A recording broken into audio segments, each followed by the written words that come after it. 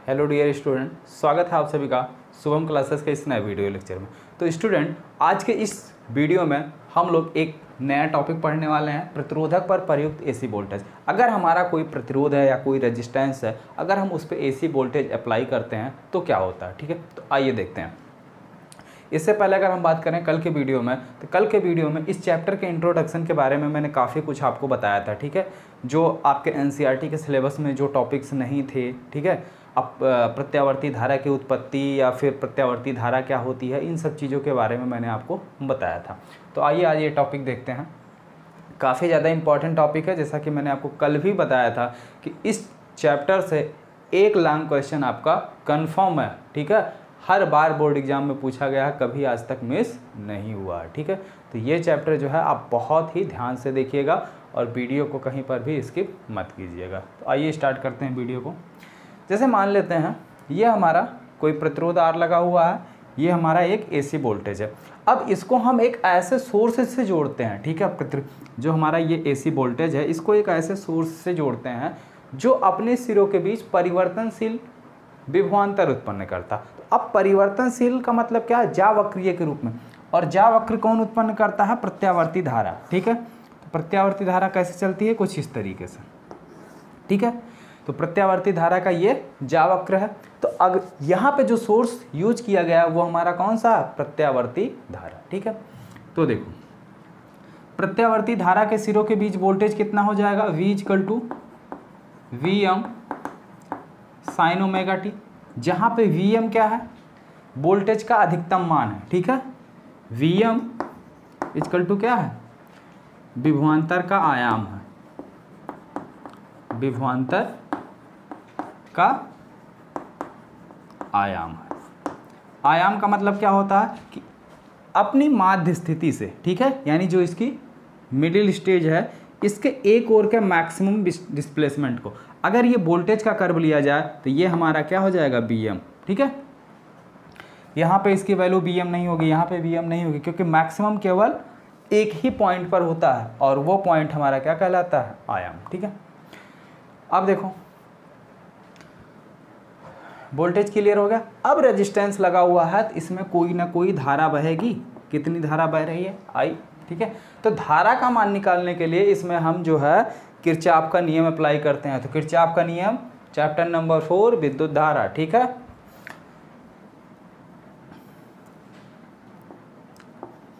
प्रतिरोध में बहने वाली धारा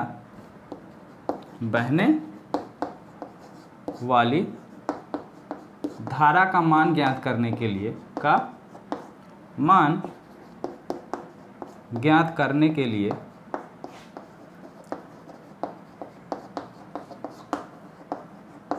किरचॉफ का नियम अप्लाई करते हैं। किरचॉफ का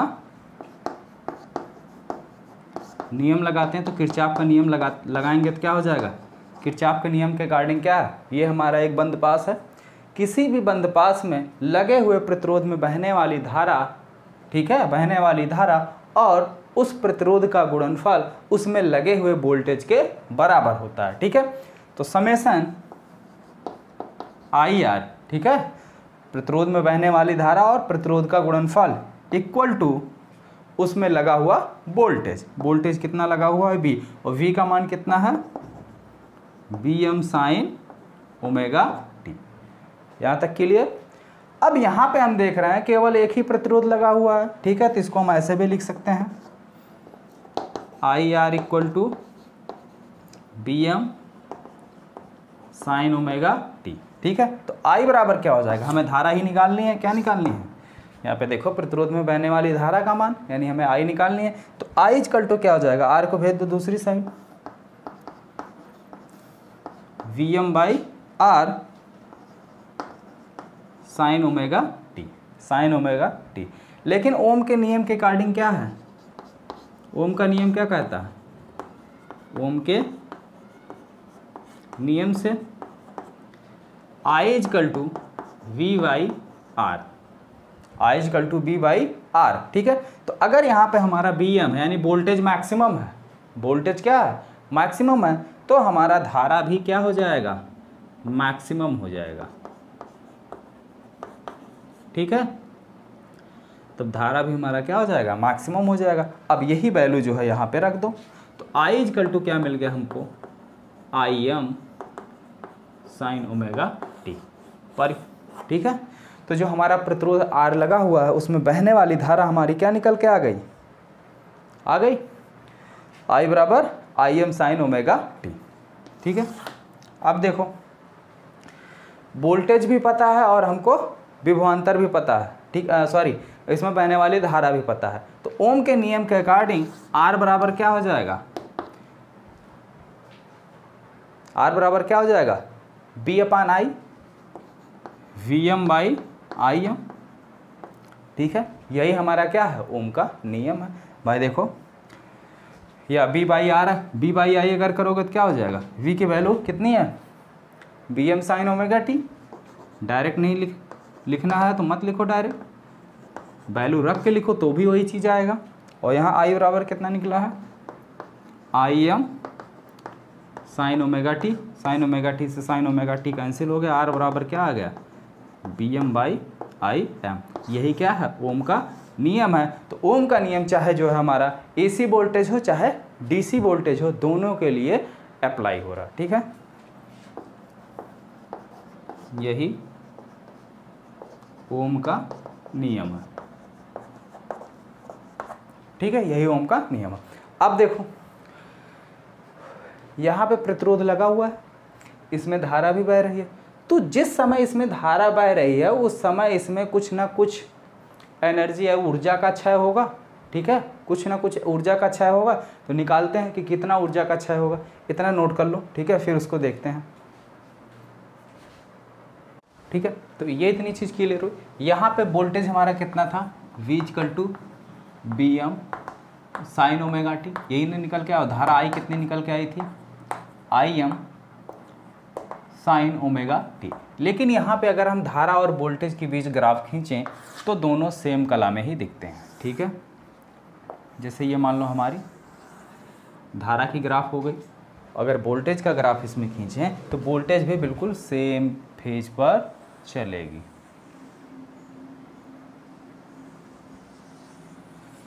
ठीक है। ये हमारा वोल्टेज का ग्राफ होगा। तो जब धारा मैक्सिमम होगी, ठीक है, उसी समय वोल्टेज भी मैक्सिमम होगा। ये किसका है, वोल्टेज का है, Vm, और इसी समय, ठीक इसी समय हमारी धारा भी मैक्सिमम होगी, ठीक है, यानी दोनों सेम कला में है। अब निकालते हैं कि जो इस परिपथ में ये प्रतिरोध यूज हुआ है इसमें कितनी ऊर्जा व्यय होगी, ठीक है, कितनी ऊर्जा व्यय होगी, या तात्कालिक क्षय ऊर्जा, या फिर इसको हम शक्ति बोल सकते हैं। तो देखो प्रतिरोध में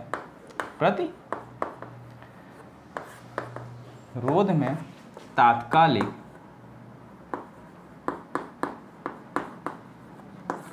क्षयित ऊर्जा,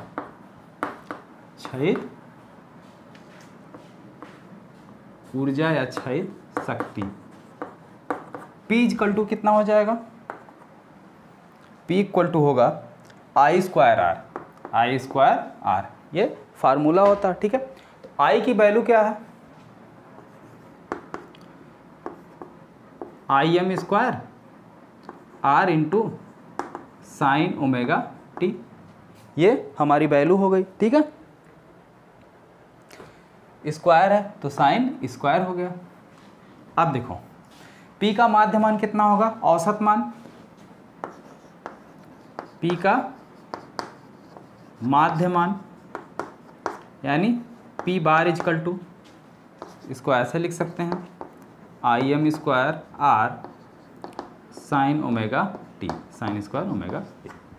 यहाँ पे देखो Im कांस्टेंट वैल्यू है, R प्रतिरोध कांस्टेंट वैल्यू है, तो ये बाहर आ जाएगा, Im square R sign square omega T, ठीक है। अब इसका जो माध्य मान होता है वो कितना होता है, किसी भी फंक्शन का अगर आपको माध्य मान निकालना है तो एक फार्मूला होता है, ठीक है, एक फार्मूला होता है इंटीग्रेशन ऑफ 1/t, जिस साइकिल में निकालना है f ऑफ x t, ठीक है। ये माध्य मान निकालने का फार्मूला है। इसको साइन स्क्वायर को क्या करो, क्योंकि भाई इंटीग्रेशन अगर इस फंक्शन में रखेंगे तो साइन स्क्वायर का इंटीग्रेशन हमको पता नहीं होता है, तो इसको चेंज कर लो। ठीक है, तो इसको कैसे चेंज करोगे, देखो हम जानते हैं cos 2 omega T equal to क्या होता है 1 minus 2 sine square omega T, 1 minus 2 sine square omega T. ये माइनस है, इसको ले आओ इस साइड, प्लस हो जाएगा, तो 2 sine square omega T equal to 1, इसको ले जाओ इधर, माइनस cos 2 ओमेगा टी। ठीक है, अब 2 से यहाँ गुणा है, दूसरी साइड कर दो, भाग हो जाएगा। ठीक है, अब देखो साइन स्क्वायर ओमेगा टी की जगह हम क्या लिख सकते हैं 1 माइनस, या इसको ऐसे भी लिखा जा सकता है 1/2, 1/2 को रख लो बाहर। ठीक है, यहाँ ब्रैकेट के अंदर हो गया 1 minus cos omega 2 omega T. ठीक है, लिखा जा सकता है ना, तो यही वैल्यू उठा के हम यहाँ पे रख देते हैं, इक्वल टू यहाँ im स्क्वायर बाई आर। ठीक है, और इसकी जगह पे हो जाएगा 1/2, बाहर है तो 1/2 को ले लो बाहर, बटे में 2 आ गया। ठीक है, 1 माइनस cos 2 ओमेगा टी। ठीक, अब देखो इसका माध्यमान निकालने के लिए रख लो यहाँ पे, तो cos ओमेगा 2 टी का माध्यमान कितना आ जाएगा 1/t integration 0 to pi cos omega T 2 omega T, sorry 2 omega T. ठीक है, dt, तो 1/t integration 0 to pi cos का क्या हो जाएगा साइन। ठीक है, साइन 2 ओमेगा टी और बटे में 2 ओमेगा 0 टू पाई, साइन 0 पे वैल्यू 0 और साइन पाई यानी 180 अंश पे भी साइन का मान 0, तो यानी ये वैल्यू हमको क्या मिल गई 0। सीधे सीधे हमको कितना मिला im square r/2, im square r/2। ठीक है, ये हमारी आई p का माध्य मान। ठीक है, तो p का माध्य मान इतना है। अब देखो p के माध्यमान को, ठीक है, p के माध्यमान को इस रूप में लिखने के लिए p equal to I square r में लिखने के लिए हम धारा और वोल्टेज का एक विशेष मान लेते हैं, धारा और वोल्टेज का एक विशेष मान लेते हैं, जिसे कहते हैं वर्ग माध्य मान। ठीक है, वर्ग माध्य मान। तो ये हो गया हो, तो ऊपर हम मिटाते हैं। अगर उसी टाइम नहीं नोट कर पाते हो तो स्क्रीनशॉट ले लिया करो, और वैसे भी जो है सारी नोट्स जो है आपको ऐप में प्रोवाइड कर दी जाएगी। अगर आपने अभी तक ऐप प्ले स्टोर से इंस्टॉल नहीं किया है तो प्ले स्टोर से ऐप डाउनलोड कर लीजिए, वहाँ पे सारी चीज़ें जो हैं आपको मिल जाएंगी। यहाँ तक कि जितने चैप्टर आपके कंप्लीट हुए हैं उन सारे चैप्टर के फार्मूले भी एक साथ आपको वहाँ पे मिल जाएगा इम्पॉर्टेंट क्वेश्चन वाले टॉपिक में।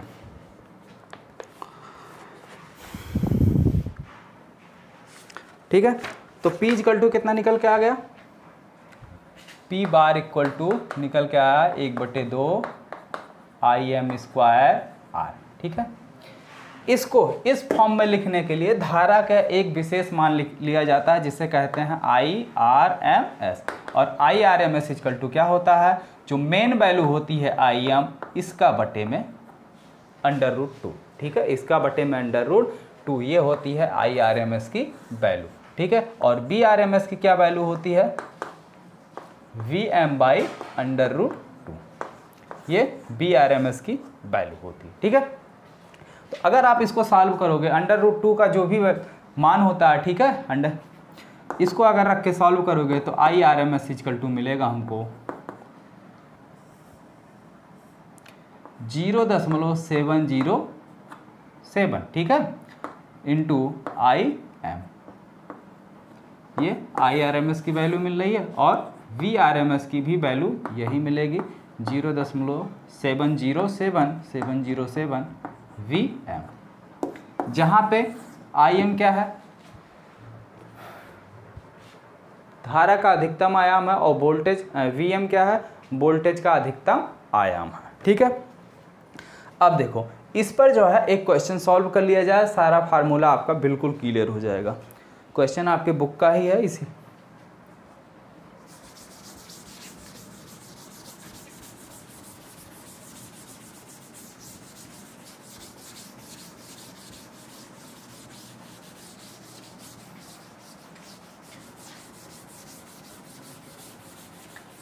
ये टॉपिक थोड़ा सा जो है कॉन्सेप्टुअल, अगर आप ध्यान से इसको देखेंगे तो ही आपको समझ में आएगा, ठीक है।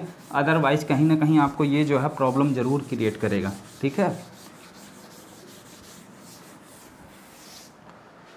बस आप इसको ध्यान से देखते जाइए, जहाँ नहीं समझ में आएगा बिल्कुल बताइए, आपकी पूरी हेल्प की जाएगी। क्वेश्चन है, एक विद्युत बल्ब 220 वोल्ट, ठीक है, 220 वोल्ट यानी विभव का मान कितना दिया 220, 100 शक्ति P बराबर कितना दिया है 100 वाट। निकालना क्या है, बल्ब का प्रतिरोध R निकालना है पहला। दूसरा निकालना है स्रोत की शिखर वोल्टेज यानी Vm निकालना, शिखर वोल्टता का मान। तीसरा बल्ब में प्रवाहित होने वाली धारा का RMS मान निकालना, RMS, ठीक है, IRMS धारा का मान निकालना, ठीक है, IRMS ये निकालना है। तो देखो P इक्वल टू क्या होता है I स्क्वायर R। अब हमें R तो यहाँ पे पता नहीं है, R की वैल्यू पता नहीं है, तो I बराबर एक और फार्मूला होता है, क्या होता है भाई, देखो V इक्वल टू क्या होता है IR, ओम का नियम है, तो I बराबर क्या हो जाएगा B बाई R, ये वैल्यू रख दो यहाँ पे, ठीक है। तो V स्क्वायर बटे में R स्क्वायर इंटू R, तो एक R से एक R कैंसिल हो गया, क्या आ जाएगा B स्क्वायर बाई R। तो P बराबर क्या आ गया B स्क्वायर बाई R। हमें निकालना R को ले जाओ दूसरी साइड, तो R इक्वल टू क्या हो जाएगा B स्क्वायर बाई P आ जाएगा यहाँ। तो V की वैल्यू कितना दिया 220 का स्क्वायर बटे P का मान कितना दिया 100, तो 220 गुणे 220 करो बटे 100, एक जीरो, ये जीरो कैंसिल हो गया, 22 गुणे 22 कितना आ जाएगा 22 दूना 44 के 4, ठीक है, 22 दूना 44 और 4 48, इतना, ठीक है, ओम। ये R का मान आ गया, ठीक है। पहली चीज़ आपकी निकल के आ गई। अब निकालना है देखो इसका शिखर मान। तो इसका शिखर मान निकालने के लिए क्या फार्मूला हमने बताया था, अभी लिखे थे, VRMS इक्वल टू क्या होता है Vm बाई √2। तो Vm इक्वल टू, जहाँ पे Vm क्या है इसका शिखर मान है, तो Vm इक्वल टू क्या हो जाएगा √2 VRMS और VRMS, ठीक है। V की वैल्यू आपको दी हुई है, V की वैल्यू कितनी दी हुई है 220, तो √2 गुणे 220, ठीक है। तो अब √2 की वैल्यू रखो, कितना होता है, वैल्यू होती है 141, ठीक है, इंटू 220, गुणा कर लो, देखो कितना आता है 141 220 0 0 0 2 4 दूनी 8 और 2, ठीक है, 262 0 2 10 11 और 2 1 3 1 2 2 अंक के बाद दशमलव ना 1 2, तो 2 अंक के बाद दशमलव लगा लो, 2 अंक के बाद दशमलव, कितना आ गया 310 वोल्ट, ठीक है, 3.1002 वोल्ट। ये आपका निकल गया क्या वोल्टेज का महत्तम मान, ठीक है, यानी Vm निकल गया। अब हमें तीसरा निकालना IRMS। तीसरा क्या निकालना है IRMS। तो IRMS हम एक फार्मूला जानते हैं, क्या जानते हैं कि P इक्वल टू क्या होता है IRMS का स्क्वायर इंटू R, IRMS का स्क्वायर इंटू R। तो IRMS इक्वल टू क्या हो जाएगा IRMS का square equal to P by R। P की वैल्यू कहाँ गई भाई, P की वैल्यू 100 है ना, बटे R की वैल्यू कितनी है 22 220, नहीं सॉरी, R की वैल्यू यहाँ निकाली गई थी ना 484, हाँ 484, ये R की वैल्यू आई थी। तो IRMS इक्वल टू क्या हो जाएगा IRMS इक्वल टू, इधर स्क्वायर है दूसरी साइड जाएगा √10 बटे 100 बटे 484। तो ये क्या हो जाएगा, IRMS इक्वल टू हो जाएगा हमारा 10/22। तो 10 को 22 से भाग कर दो, कितना आएगा, देखो 10 को भाग करो 22 से, दशमलव बढ़ाया 0 आ गया, 22 चौक 88, 2 1, ठीक है, 0 आ गया, कितना आ जाएगा 22, 5 बार लगभग, 5 दूनी 10 के शून्य, हाँ सिर्फ 1, 5 दूनी 10, 1 11, 10 आ गया, ठीक है। अब 0 आ जाएगा 4 बार, तो कितना आ गया 0.454 एम्पियर। ये आपके IRMS का मान आ गया, ठीक है। तो सारी चीज़ें क्लियर हो गई कि अगर आपसे BRMS पूछा जाए और B का मान दिया हो तो कैसे निकालेंगे, IRMS पूछा जाए और I का मान दिया हो तो कैसे निकालेंगे, ठीक है। BRMS और BM का ये रिलेशन है और ठीक यही रिलेशन IRMS का भी है, I/√2, ठीक है, याद रहेगा। चलो ठीक है, अच्छी बात है। अब कल इसके आगे का टॉपिक स्टार्ट करेंगे। क्या है इसके आगे, धारा एवं वोल्टेज का फेजर्स, यानी कला, धारा और वोल्टेज एक दूसरे से कितने कोण आगे चलते हैं वही हमें बताना है और उसी को जो है हम फेजर्स बोलते हैं, ठीक है। और उसके बाद इस दूसरा टॉपिक है प्रेरक में प्रयुक्त AC वोल्टता। ये दोनों टॉपिक कल के वीडियो लेक्चर में कवर किया जाएगा। आज के लिए सिर्फ इतना ही।